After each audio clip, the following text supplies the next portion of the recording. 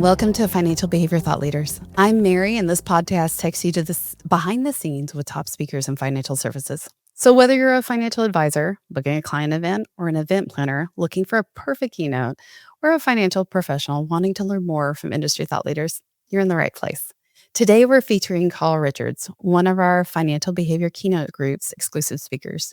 You probably know Carl from his long-running column in the New York Times, or his simple yet powerful sketches that cut straight to the heart of our most complex money behaviors.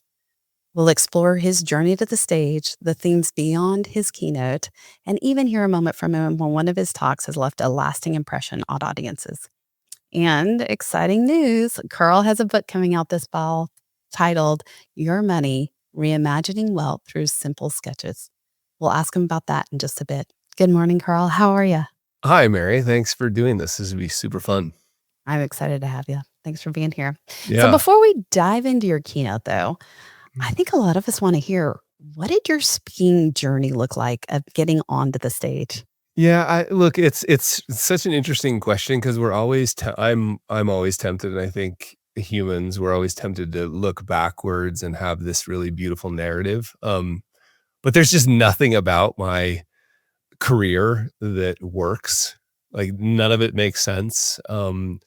And so it's all really funny stories. I mean, I applied to be a security guard, and everybody knows that story. That's how I ended up in the industry.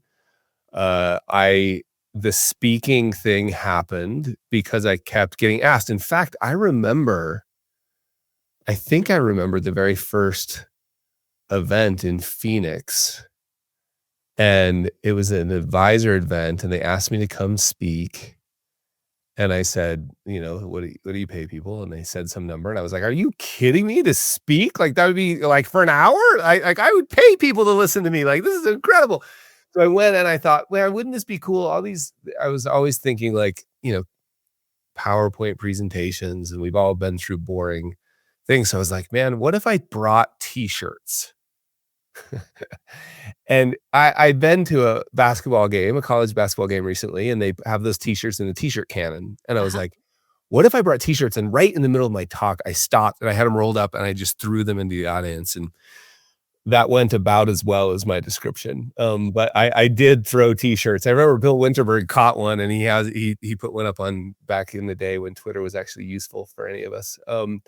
So that was like my early speaking. Let me tell you one more story. One of my first attempts was I was really into, I don't even know what we called it back then, but it's basically ESG investing now. So it was really around values-based investing. And I talked the people in at Whole Foods predecessor, which was Wild Oats. There was a Wild Oats. I believe this was in Vegas. It might have been here in Utah. I can't remember exactly.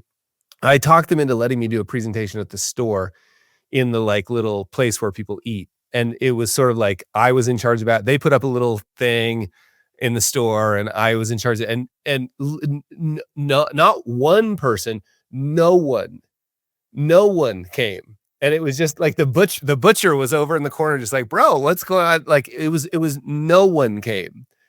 And I've had other events where like 3 people, it's almost worse. Like, no one is fine. Right. 3 people when there's 40 chairs.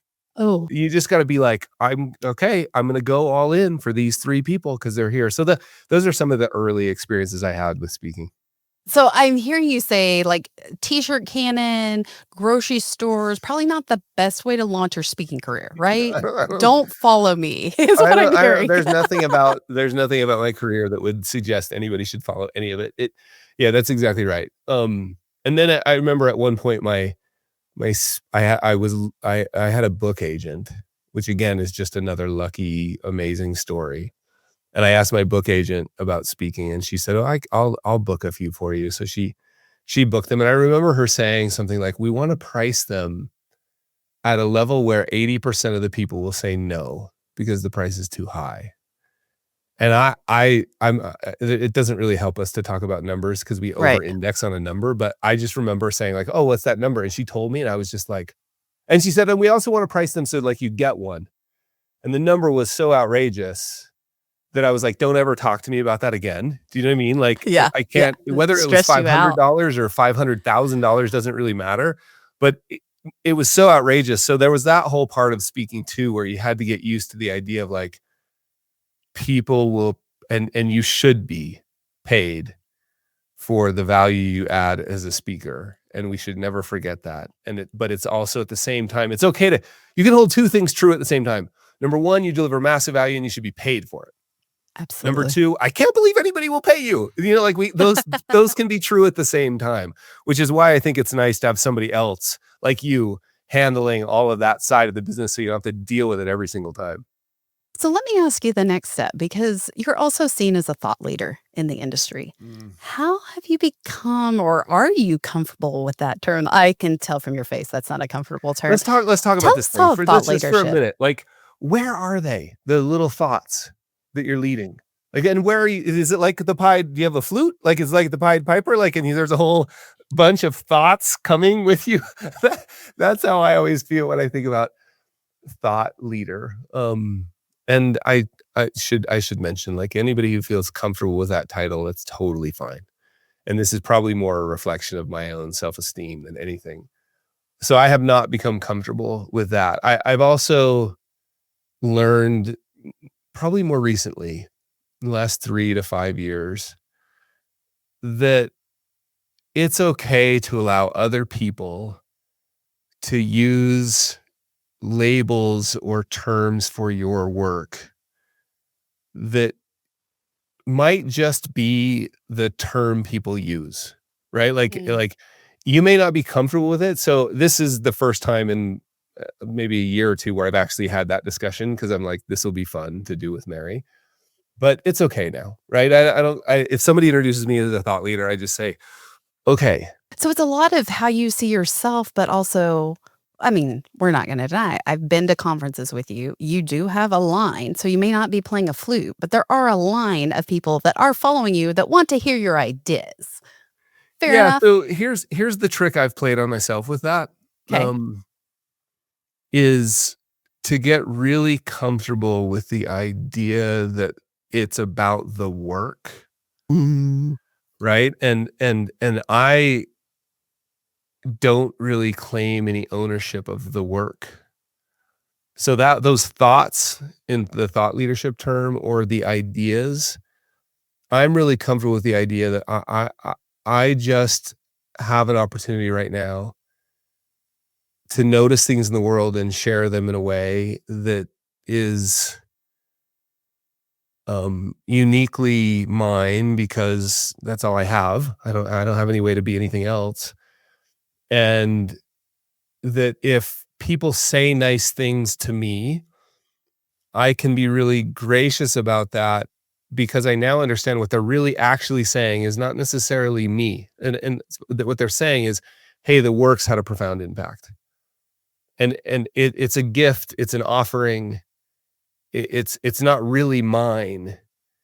And those things can be true, both those again at the same time. I can be like, oh, thank you. I mean, it's really, you have to, anytime you give a talk and people clap, there's some real, like, you've got to build some guardrails in around ego and all of those things. And I think, to me, the trick to that, and I'm still not very good at it, but I'm working on it, is it's about the work, right? Like, and so I will even say things like, oh, that's so kind of you, Mary. Thank you.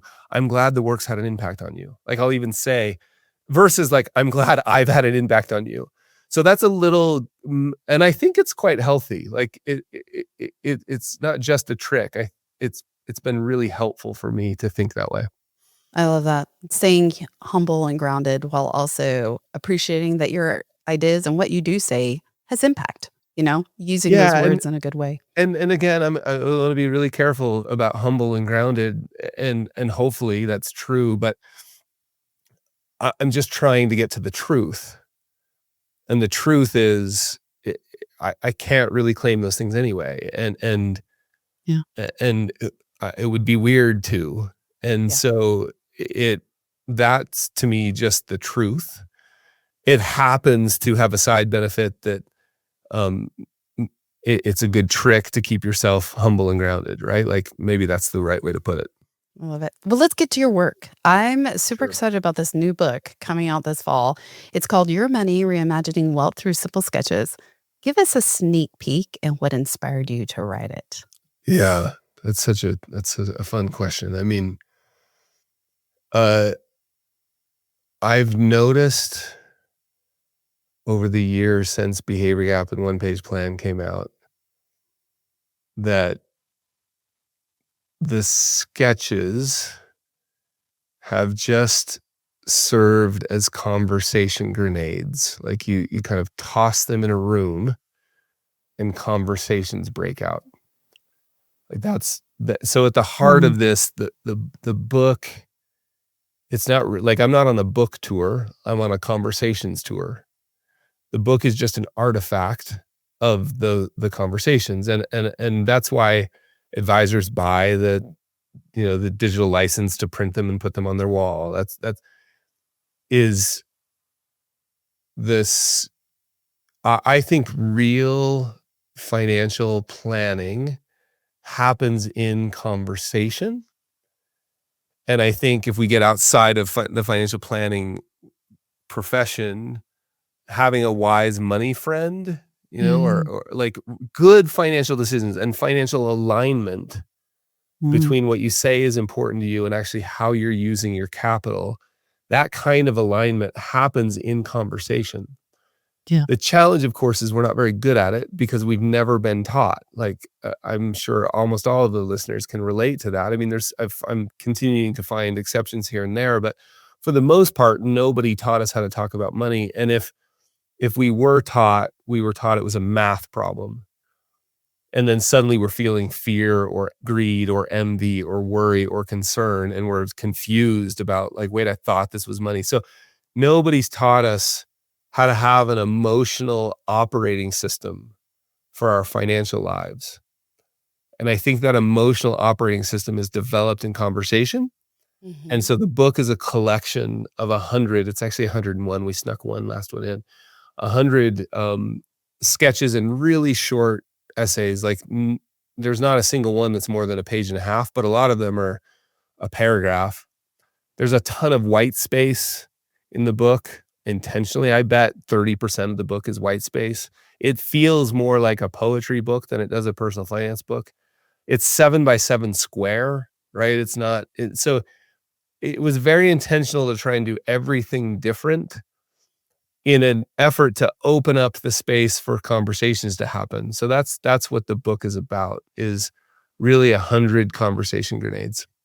I love it. And so part of this is also going to be speaking on based on your book, right? And I think what I love about this is it can be so personalized to your audience. So talk to us a little bit about the keynote that's going to coincide with this and what the audience can take away from it.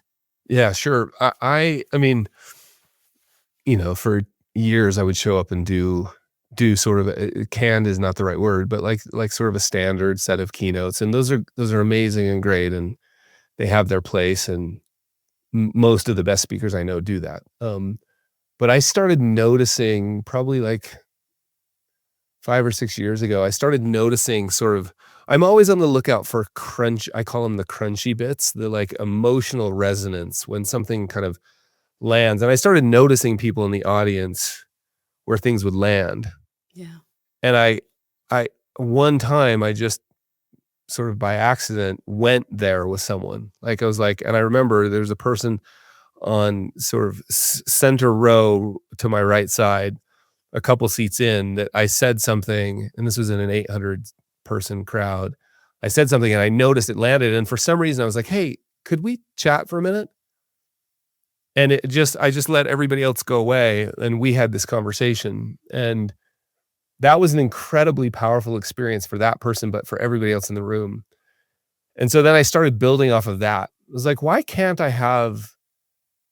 a more, why can't I scale an intimate conversation was the question I was asking. Like, is that possible? And so what we've done with this series around just using the book as the framework for a conversation, it's not about the book.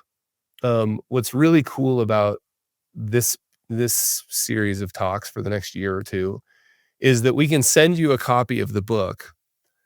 And if you're an organizer of an event, this is the other thing I noticed. Like, the organizer of the event has some goals in mind. Yeah. And one of the questions I like to ask in these pre-calls we do with organizers is like, look, if the 400 people in your audience were to all be polled, if you were standing outside the door and you got to ask every single one of those people, what's the one thing they took away?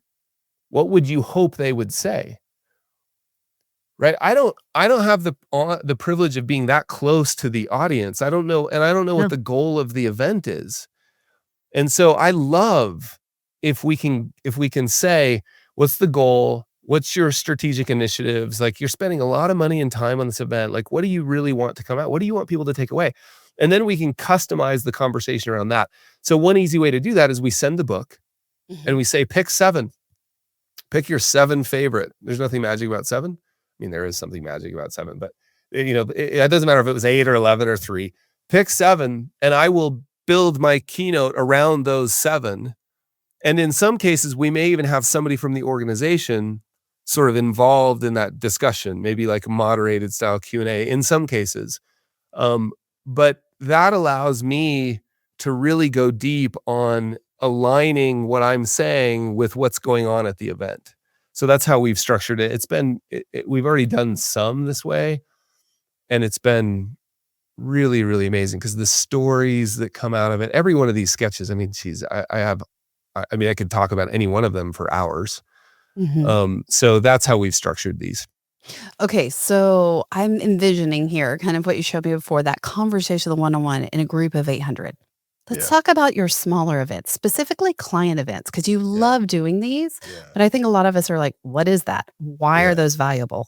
Talk to us more about what you do there. Yeah, so it's so fun. I love doing small client events and small like workshop style stuff with advisors where we have a chance to really go deep. But let me give you an example.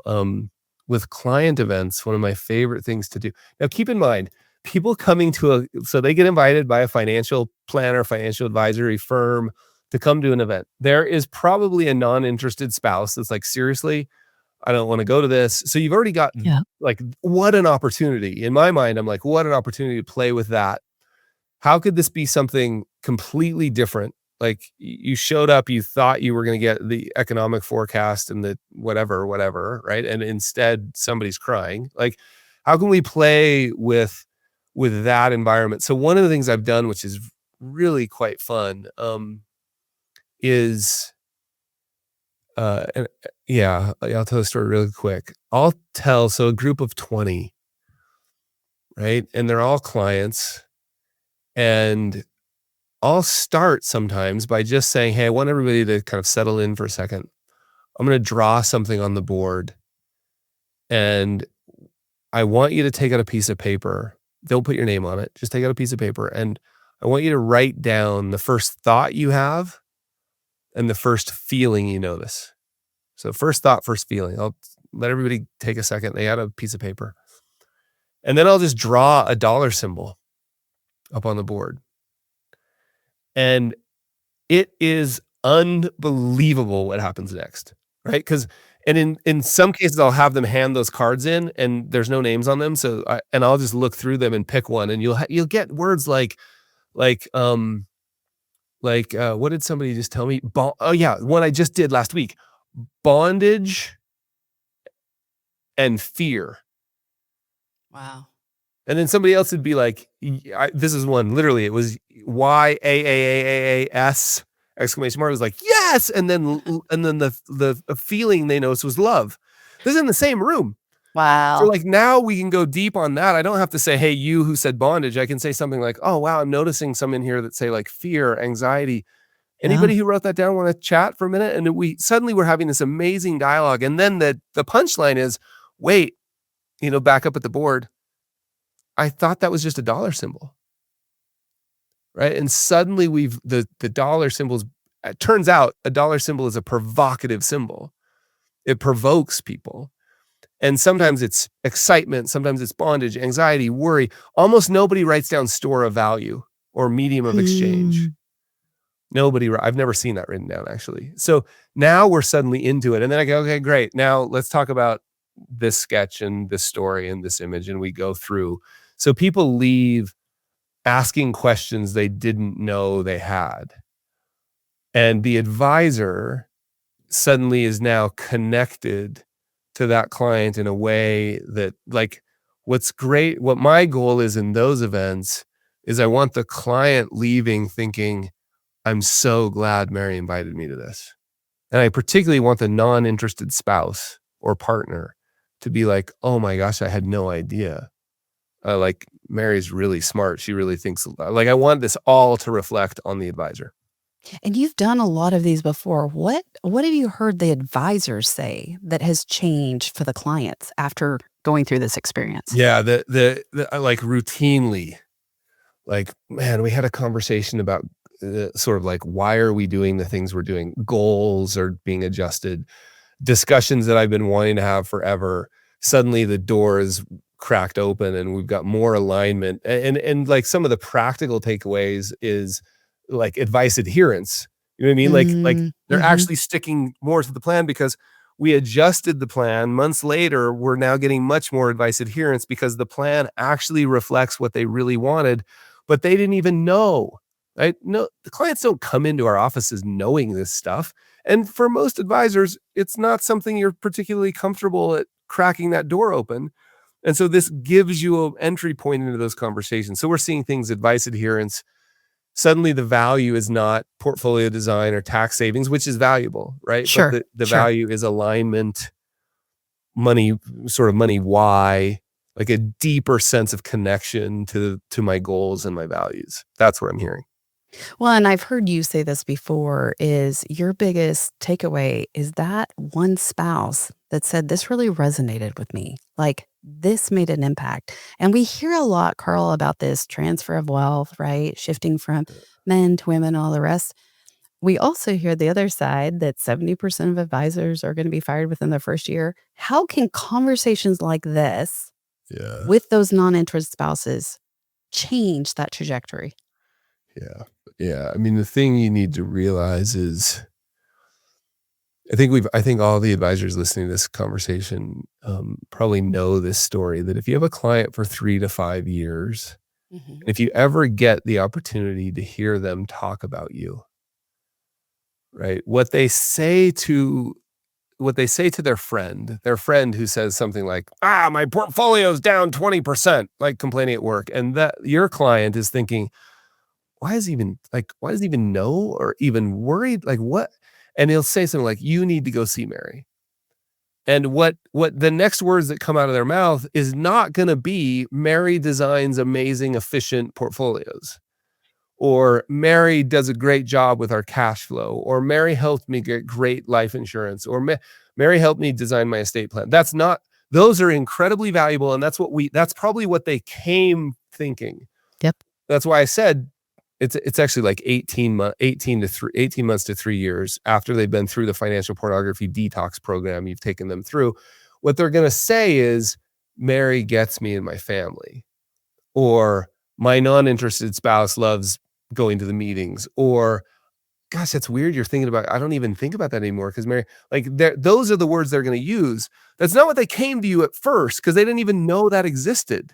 And so you're just accelerating that experience of saying, hey, sometimes I use the word cute. I don't mean it this dismissive, but like, hey, cute that you thought portfolio design was my value. And by the way, I take it super serious. Like, I'm the best portfolio designer in the world.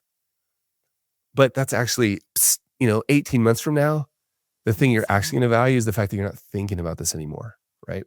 Totally. So we just accelerate that experience. And I think it goes back to what you said at the beginning. They're grenades. They're conversation grenades that open the door for further conversations with the advisor, right? Yeah. And it's just the impetus. That's right. And precisely the kind of conversations you want to be having, instead of like, I'm still so surprised. This hasn't happened in a long time, but I still have the experience where I show up at a deeply holistic, empathetic financial advisor's office, and CNBC's on in the foyer. Do you know what I mean? And that's just or a picture of a bull and a bear or a stock chart. Those are just sort of artifacts that are left over. and what we want on the walls is travel photography, a picture of a waterfall. Like what we want is the kind of conversations that you want to be having, not the ones that we reinforce by sending a quarterly performance report. Like so Totally. much of this we're doing to ourselves is what I'm saying. Yep. And this is a way to shift those conversations to what you want to be having. Well, and that takes us where we want to go, and that's behind the scenes. So we know you're an avid traveler yourself. You've lived in New Zealand, and I've heard you even sketch in the margins of your passport. Give us a little more insight to some of that. Yeah, tell me what would be most interesting out of that. Like the travel, what would be most interesting? Yeah, tell us how this really it's influenced you and your family, because you've taken your family on a lot of these experiences as well. Yeah, I'm really torn because we went through a period of time. I mean, we moved to New Zealand for what was I was promised it was a year. It turns out it was 4. And then we went to London for a year, and I went kicking and screaming, and my wife was super smart. And this was just, a little bit of the backstory. This was, on the heels of the financial crisis, some really intense stuff in my own personal life, really full gas living. I was involved in a 20 to 30 hour a week volunteer position in my church. Like it was just maxed. And my wife was smart enough to see that I was a superhero everywhere else and not a superhero at home, and, getting burnt out. And so she was smart enough to pull the plug. And I didn't realize how serious it was until we got a couple months in New Zealand, and she explained to me how serious it was. So I have some mixed feelings about it because New Zealand changed my life. Wow. And travel changed my life, and the perspective that you get. This is part of what I'm trying to capture with the project at 50 Fires is like trying to get different perspectives on money. Like you realize in New Zealand, I was there 6 months asking everybody what they did for a living when I'd first meet them, until one of my friends finally said, "Mate, why do you ask that question? Like, why don't you ask, what do I do on the weekend? Or what am I doing with my family? Or what's my favorite beach?" Like, that's what we care about. We don't ask that question here.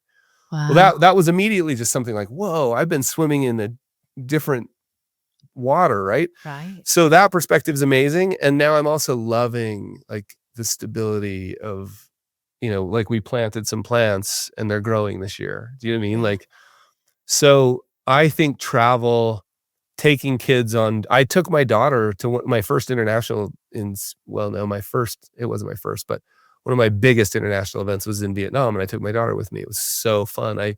South Africa, incredible. So the opportunities that can come up as a speaker to see the world and get perspective, and I would just encourage any speaker that gets the chance to go do that, to lean into it, to learn, ask why is it different here? How do you view it? Don't come feeling like you're there to teach everybody else, but you're there to learn and share perspectives and bounce ideas past, because that changed my life. I've loved the international. I've been all over the world. It's crazy to look back on those couple of years where it was all over the world, and I'll go back to someplace like in Australia and I'll remember like, oh my gosh, I was on this street. Like, hey, around the corner there's this taco shop around in Australia. But so anyway, that's some of my perspective on speaking internationally. And I love it. And I think that idea of travel goes beyond just speakers, like the financial advisors, anyone. I've been to South Africa now 4 times. It has completely changed my life because it's changed my perspective. And I didn't go to speak. I went for a learning experience. And I think that's your point, is go to learn. And these experiences, it wasn't me going to South Africa to teach them what they need to do with their money. Okay. It's actually just the opposite. I went and soaked up so much goodness and so much that was different, right? They live such a different life than I did. And I learned I always come home from those trips appreciating carpet. Now, that is the weirdest thing in the world, but it's the little things in my life that I come away with going, you know what? I'm just glad that I have a roof over my head. I'm glad that I have food on my table. I'm grateful for the small things that we kind of seem to get lost here. And we sure. get caught up in the rat race, and yet traveling and taking you out of your comfort zone and putting you in places that you're uncomfortable brings so much growth and perspective. For sure. No doubt. I love this. Carl, we could talk to you all day, and it has been such an honor to have you on here.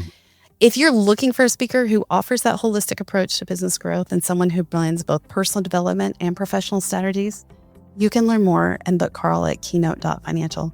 Thanks for joining us on Financial Behavior Thought Leaders, where we'll be back soon with conversations that bring you closer to the leading voices in financial services. See you next time.